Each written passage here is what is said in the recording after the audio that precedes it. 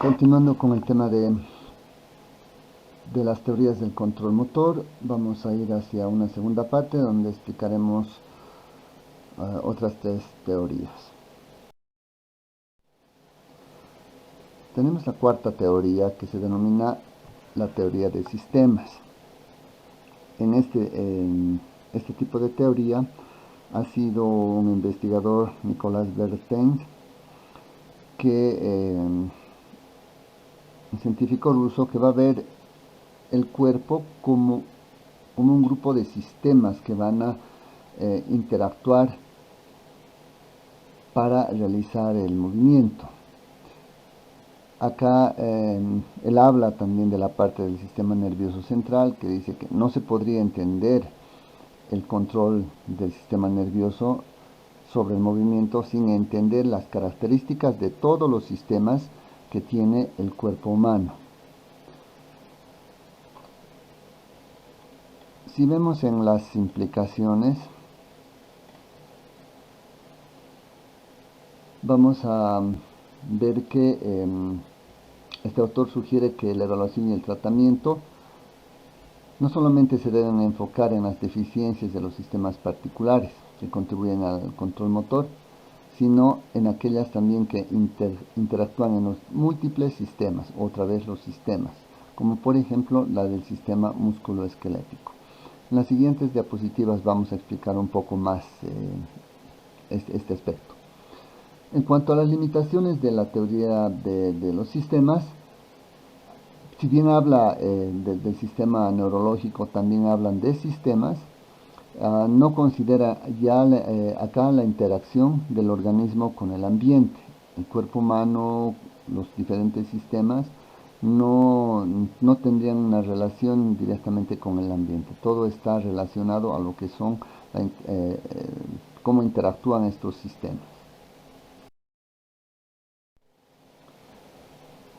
Bien, entrando un poco más en detalle en esta teoría, vemos que el problema de los grados de la libertad. Igualmente, este mismo autor propuso que los controles jerárquicos, que también los implantó él en su teoría, que existen para simplificar el dominio de los múltiples grados de libertad del cuerpo.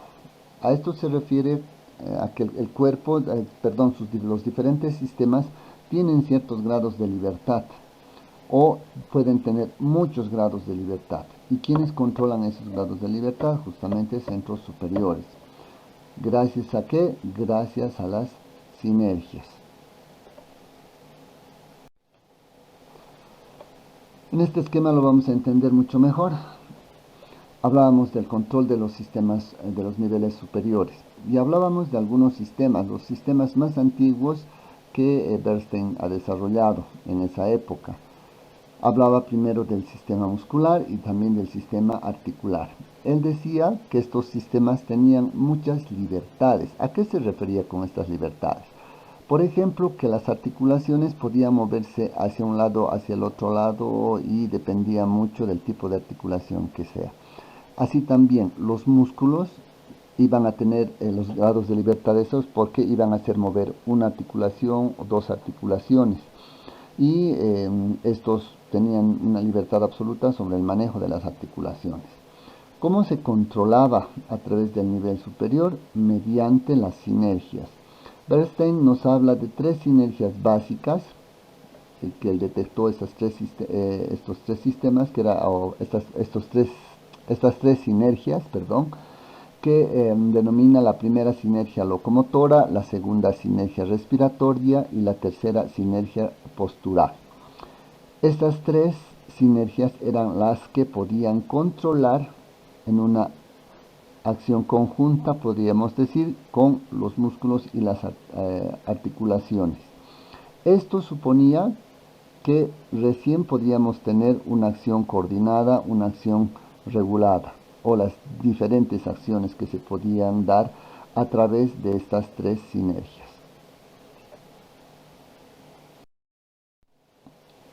Actualmente tenemos ya un poco más desarrollada, mucho más desarrollada la teoría de sistemas, que nos hablan ya de diferentes tipos de sistemas.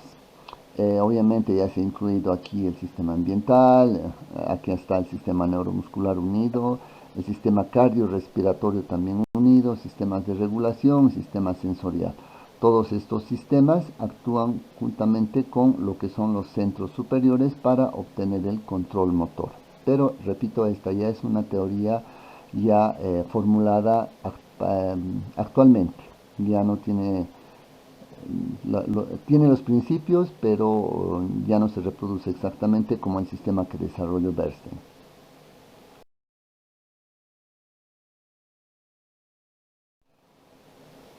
Tenemos la otra teoría que se llama la teoría de la acción dinámica. En esta teoría se refiere más a ciertas acciones o principios físicos que van a interactuar con quienes, justamente con algunos elementos del cuerpo, para que se pueda tener lo que es el movimiento. No tendrían la necesidad en este caso de programas motores. Acá se está desechando, es una teoría contraria a la anterior. Aquí no hay programas específicos en el cerebro a través de sinergias que puedan comandar, digamos, las estructuras para que exista el movimiento en el cuerpo. Respecto a las implicaciones clínicas, podríamos decir que las alteraciones en el comportamiento motor a menudo pueden ser explicadas en función de los principios físicos en vez de interpretarlos. Nuevamente, estamos hablando de principios físicos, necesariamente según las estructuras neurales. Así, la comprensión de las propiedades físicas o dinámicas del cuerpo humano permitiría su uso en el tratamiento de los pacientes. En las próximas diapositivas se voy a explicar un poquito más esto. En cuanto a las limitaciones, va a suponer que la relación entre el sistema físico del sujeto y el ambiente donde opera determina principalmente su comportamiento. Es decir, si bien habla del sistema neurológico, que tiene que haber un control del sistema neurológico también acá, pero tiene un papel insignificante en realidad. Estos autores de la teoría de la acción dinámica le dan un papel insignificante realmente al sistema nervioso.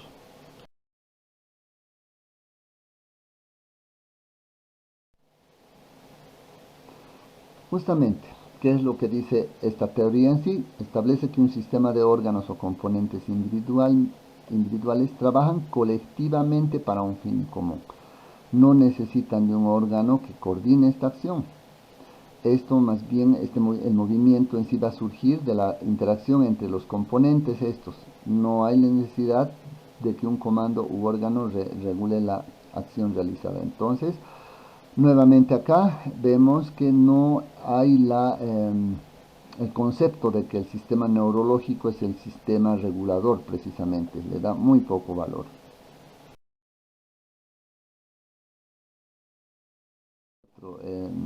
A este otro ejemplo, en el asunto de un paciente, ¿cómo haríamos las implicaciones dentro de lo que es el tratamiento?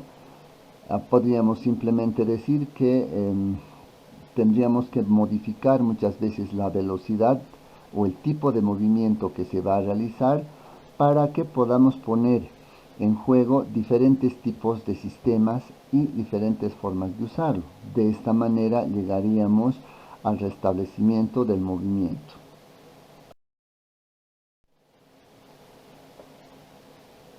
La última teoría en este video es la teoría del proceso de distribución en paralelo o PDP. Esta teoría nos va a hablar mucho más de lo que es un modelo cerebral. Se refiere mucho a lo que son los procesos cerebrales y justamente habla del procesamiento de la distribución en paralelo del cerebro. Describe en la forma en que el sistema nervioso procesa la información para actuar, lo que les decía. ¿Cuáles habrían sido las implicaciones para esto clínicamente? Se puede, más que todo, esta teoría nos va a servir para predecir en qué funciones se van a afectar cuando se altera algún sistema, exactamente alguna estructura que haya sido dañado, cómo va a influir en estos procesos en paralelo. Por lo tanto, tendríamos ya una aproximación muy grande a lo que es esta predicción que muchas veces se da. Tenemos el caso de hemipléjicos otra vez, dependiendo cómo ha afectado, qué áreas ha afectado del cerebro, sabemos cómo va a afectar no solamente en el movimiento, sino también en el habla, en la comprensión, etcétera, etcétera. En cuanto a las limitaciones, la limitación más importante de estos modelos de procesos de distribución en paralelo es que no van a explicar toda la parte de cómo se procesa la información cuando uno está haciendo el aprendizaje y el desempeño motor específicamente. Solamente nos reducimos a este tipo de pronóstico, pero no hay, digamos, cómo es el proceso mismo del desempeño y el aprendizaje motor.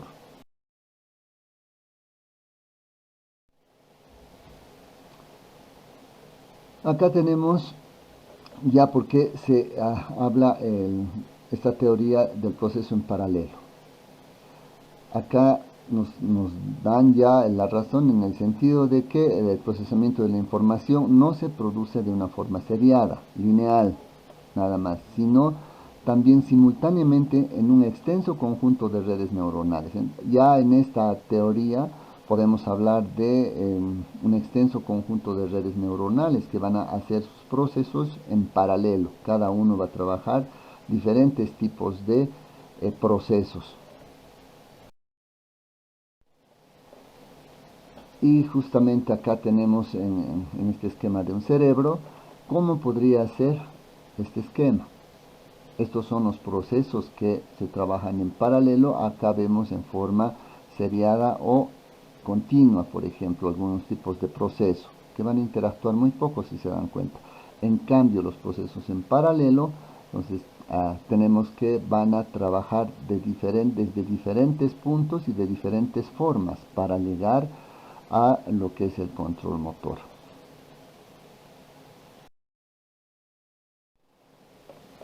Clínicamente, les decía que nos va a servir más que todo para un tipo de pronóstico. Acá tenemos una resonancia magnética, podríamos decir normal, de un cerebro y acá de un parkinsoniano.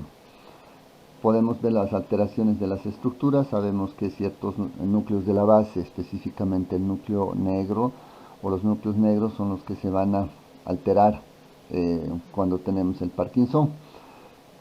Obviamente acá ya vemos que como la imagen cambia respecto a lo que podría ser lo normal.